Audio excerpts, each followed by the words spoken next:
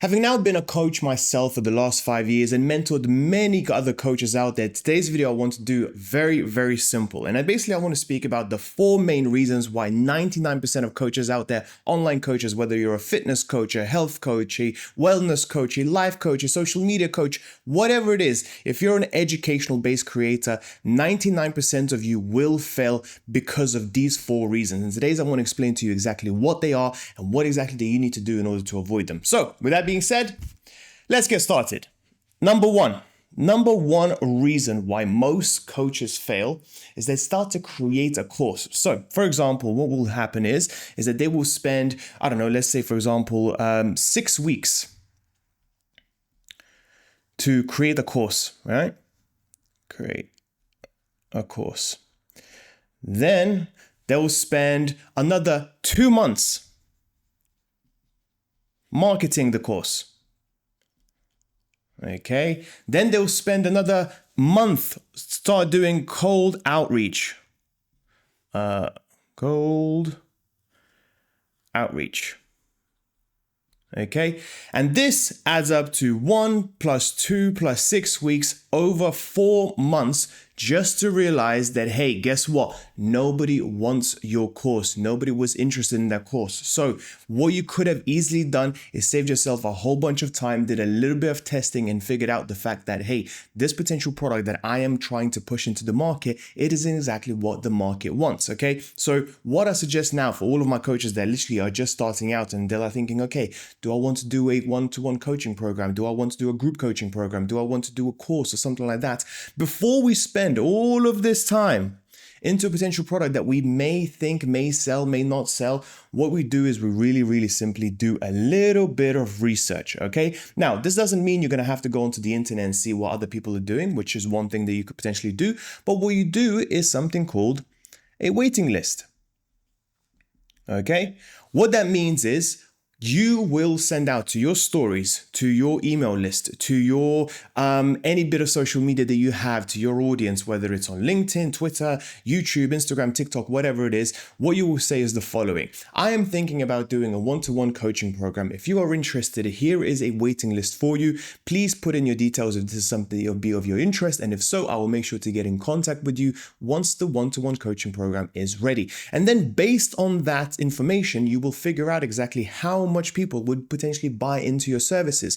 If you are thinking, hey, I'm going to get 100 people interested in my one-to-one coaching, and on the waiting list there's only 5 people, then, well, there's no point of doing one-to-one coaching because there's not enough interest just yet. Maybe you need to go back to the drawing board and think of doing something else. So I, for example, wanted potentially for my own group coaching program, I thought, you know what, maybe I should do a community. Okay. And what I did is I started thinking, okay, should I do maybe Discord? Then I thought maybe I should do Telegram, for the community. Then, School was very big at the time as well and still is, so to speak. Thought, which one should I choose for my community? Because I'm going to have creators all in one place, discussing amongst each other and figuring out, what is working best in today's world in terms of social media. But then what I did is I just did a quick Google form. And I asked all of the people in my stories and in my DMs and basically in my email marketing and everything. And I had a whole bunch of responses. And believe it or not, 65% of people said no, they're not interested in the cool community. The reason why they weren't interested in the community is because most of them do die off pretty quickly because it's essentially the blind leading the blind. So before I started creating any of this and spending many more time and potentially money into creating a community, I figured out that nobody wants it. And therefore that saved me a whole bunch of time and money from actually creating something that's just no one's interested in. I'll have another example actually. When I was an e-commerce coach for 4 years, I was actually an Amazon FBA coach. And what happened was I thought, okay, well, these people are clearly interested in making money. How about I create a money mindset course? Okay, so basically helping people manage their money. So I was talking about psychology of money. I was talking about different ways of raising finance and so on and so forth, thinking, well, it's very close to what I'm doing at the moment. I spent 6 weeks building that course from scratch, scripting it, shooting it, editing it. I paid editors over £1,000 in order to edit the whole thing just to have 2 sales off the back of that for only £199. So imagine that, spending 6 weeks worth of work to only get paid £400. All of that time could have been easily saved if I just did a waiting list and tested out the market and found out the actual honest opinion of my audience, whether or not they were interested in something such as a money mindset course. All right, so reason number 2 why most people fail as coaches online is the fact that they don't actually realize what they're selling. They are not selling information, okay? If coaches were only selling information, well, ChatGPT can give us that. YouTube can give us that. Even Instagram and TikTok potentially can be quite informative if you're potentially looking to lose weight or gain muscle, okay? What you are selling as a coach is transformation, okay? So what does that mean? Okay, there is a big difference between selling information and selling a transformation. In selling information, which is what a lot of coaches will do right now, is essentially giving all of the information to your potential client or customer, i.e. in a form of a course, in a form of a group coaching, in a form of DMs, in a form of PDFs, guides, assets, all of that sort of stuff. And believe it or not, that stuff as of right now is pretty useless. What you need to start focusing is selling the transformation. In other words, you have to sell people the accountability that they will have towards you, okay? What I mean by that is really simple. When you are speaking to your potential clients, potentially ones that are going to be buying from you, what you need to focus is not speaking about how useful and knowledgeable you are, but what you need to do is focus about how you're going to keep the potential client accountable. How are you going to make sure that they are on track each and every single week in order to achieve their goals, okay? This is what most people lack with their coaching programs, is when they just get the money, they send off the information, and that's pretty much it, job done, on to the next client. But if you start focusing on the transformation, okay, this thing here, everything changes, because all of a sudden, yes, it will require a lot more work from you in terms of keeping every single one of your clients accountable. But once you achieve those transformations, once those clients realize how much you care about their transformation, you will get referrals, you will get testimonials, you will get good reputation, okay? These 3 make your sales that much easier, because if somebody refers your service to somebody else, guess what? Selling to them is a lot easier. If somebody gives you a great testimonial, guess what? You have much more proof of knowledge, and therefore selling your service is going to be a lot easier. If you have good reputation, people will start coming to you as opposed to you doing a lot of cold outreach and going out to them, which increases your reputation, increases how you're being perceived in the market, and therefore, once again, make the whole selling part easier. So guys, I can't stress this enough. If you're a coach, make sure to focus always in your sales letter, in your landing pages, in your email marketing, everything, not on the information that you know, none of that, but it's all about the transformation, okay? All right, so the third reason why coaches fail a lot of the time is because they're just focusing on the wrong thing, to be completely honest. Most of them think, okay, I can't actually even spell social media correctly. They think in order to be a successful coach, I need to get started on social media, okay? I need to get followers, I need to get likes, okay? Loads of views, okay? I need to get, what else do I need to get? Comments, and so on and so forth. All of their focus is on getting on social media, right? When the reality is, social media isn't exactly what you should be focusing solely. What you also need to be focusing on is your sales funnel, okay? In other words, what is your customer journey when they come across your services? So, what is their landing page? Okay. Is the landing page optimized? Is the landing page showing the transformation that your potential client can go from now to what they're going to have in the future? Is there, for example, is there any email marketing? Okay. Okay. How many testimonials do you have? Okay. Do you have any referrals?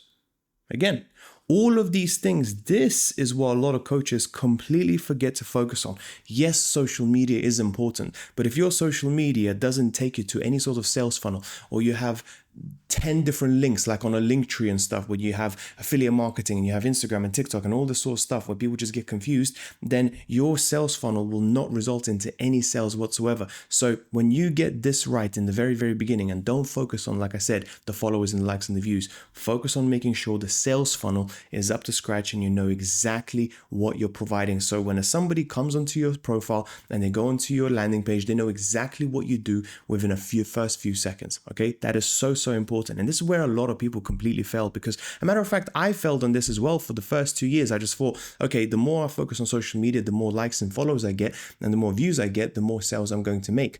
And yes, that was to a certain degree, but the second I started to focus on my sales funnel, my sales, okay, 5x over time, even though all of my social media was exactly the same. So this is the reason why a lot of people just don't even know what sales funnels are. So I would strongly advise you, after watching this video, to start looking more, diving deep into what is a sales funnel, what is a customer journey. And I'll also be making more videos around this topic as well, because this is what can separate a coach that is making £2,000-3,000 each and every single month, and a coach that's making £20,000-30,000 each and every single month.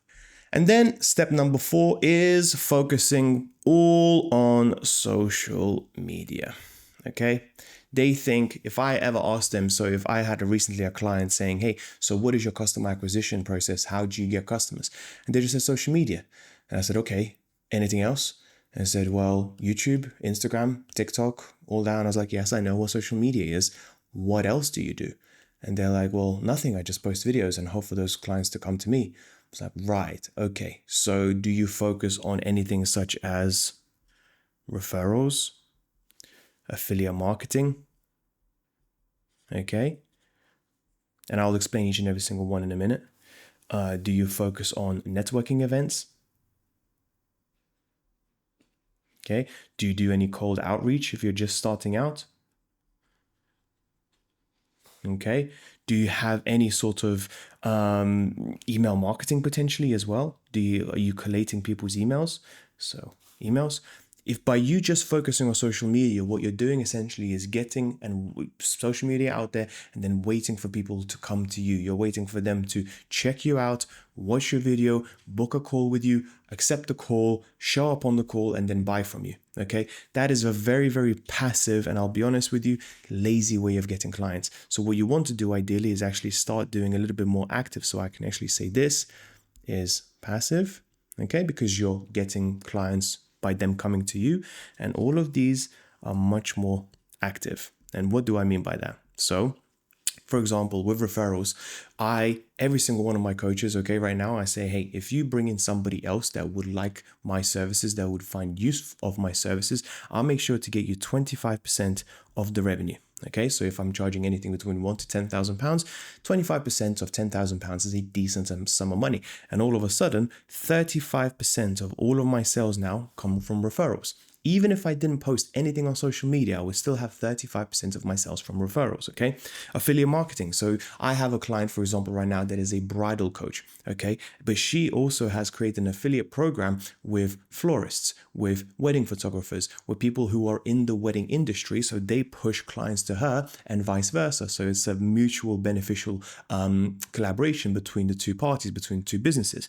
Do you have any of that as a potential coach? Okay. Networking events. So the easiest way to sell to people most of the time is actually through handshakes, through face-to-face meetings. Now, I understand you after COVID and everything, we all want to jump on Zoom calls and Google Meets and all that sort of stuff. But if you're really struggling for clients in the very beginning, get out there, go to local meetings, go to local networking groups and see who potentially could be use of your help. Now, they myself need your help, or they can refer you to somebody that does need your help as well. But good old-fashioned networking never gets out of date, never gets old. Cold outreach as well. So when you've done all of your social media, okay, so you, for example, let's say you've posted 7 videos for the week and stuff, what do you do for the rest of your time? Well, what you can do is actually start doing cold outreach to every single person that's followed you on social media. You can start DMing people who have liked your content, who have potentially engaged with your content or potentially commented on something.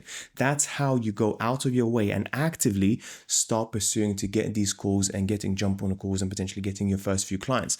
Once you get your first few clients from cold outreach and you actually start getting testimonials, referrals, and so on and so forth, all of this gets much, much easier because now you're starting to build that reputation and that snowball effect. that I speak about a lot. And last but not least, of course, is emails. Now, this is something that I have failed on miserably for 2.5 years. All I focus on is social media, and I also did a little bit of networking in the very beginning. But guess what, guys? And you can do the research yourself here. ChatGPT will tell you that email marketing converts 5 times better than any one of the social media platforms out there, because email marketing is where people sit down and they actually have a very different mindset towards emails. This is where your bills come from. This is where your holiday tickets come from. This is where your bank statements come from. You look at emails through a very, very different lens than the way we do for social media. Social media, sometimes we can go for entertainment, whereas with emails, this is where we look at cool, serious stuff, okay? And with emails, for example, with myself, a lot of my sales come from right now is by actually giving 30 tips away on how to increase your coaching offer in the next 30 days. So what people do is they read my emails and then they will book a call off the back of them. This could be a potential money maker for you if you take the time to build it out long term. So with all of that being said, that's pretty much it for today's video, guys. Like I said, I want to make sure that at least one of you watching this video don't fall into the 97% of the coaches that do end up failing for one reason or another. The bottom line is this: you have to be active. You can't be lazy. You can't just think, hey, I'm going to post a few videos on social media and the clients will come to me. This is 2025. The world is a lot more competitive these days. And if you want to succeed as an online coach, and it's an amazing position to be in if you are successful, then make sure to book in a call with myself or my team. We'll make sure to try and help you out as much as possible.